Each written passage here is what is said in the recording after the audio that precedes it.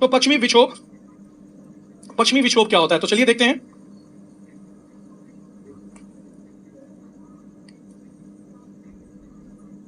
इसको इंग्लिश में कहते हैं वेस्टर्न डिस्टर्बेंस।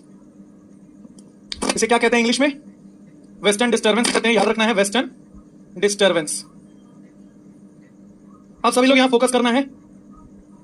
तो शीत ऋतु के दौरान, शीत ऋतु में याद रखना है, शीत ऋतु में यानी कि विंटर में याद रखना है, भारत में हाई प्रेशर होता है। और जहां भी हाई प्रेशर होगा वहां क्या हो जाएगा?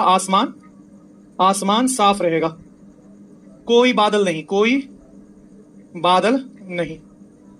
लेकिन जहां भारत जो है वो एकदम शांत हाई प्रेशर है, वहीं चारों ओर से घिरी जो है, एक तरफ अफ्रीका हाई प्रेशर भूमि, ठंडा हो गया है, एशिया जो है high pressure, Europe high pressure, तो चारों तरफ से हाई प्रेशर है। और भूमध्य सागर जो है, भूमध्य सागर अभी भी क्या है? Low pressure. और इस लो प्रेशर को भरने के लिए चारों तरफ से हाई प्रेशर आते हैं और यहां एक चक्रवात उत्पन्न होता है, इसे हम लोग कहते हैं शीतोष्ण चक्रवात। ये कहां उठ रहा है? भूमध्य सागर में। टेम्परेट साइक्लोन कहते हैं, टेम्परेट साइक्लोन।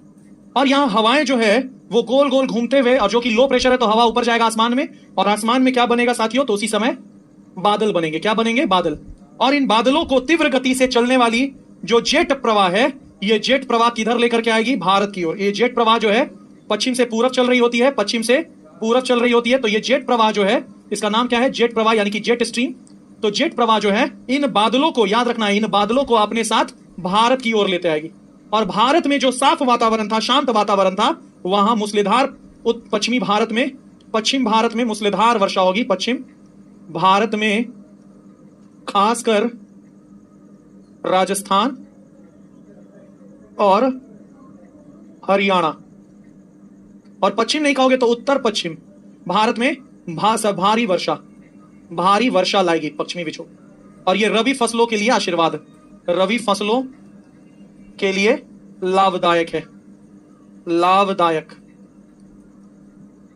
याद रखना है। तो यही है आपका पश्चिमी विक्षोभ का कॉन्सेप्ट, पश्चिमी विक्षोभ का कॉन्सेप्ट है, ठीक है ना? पश्चिमी विक्षोभ का तो याद रखना है कि भूमध्य सागर में, क्वेश्चन डायरेक्ट आ सकता है, भूमध्य सागर में वर्षा कब होती है? तो भूमध्य सागर में वर्षा जो है आपका, याद रखना है, वो आपका शीत ऋतु में होती है। भूमध्य सागर में कब होती है? तो शीत ऋतु में होती है, याद रखिएगा, भूमध्य सागर में वर्षा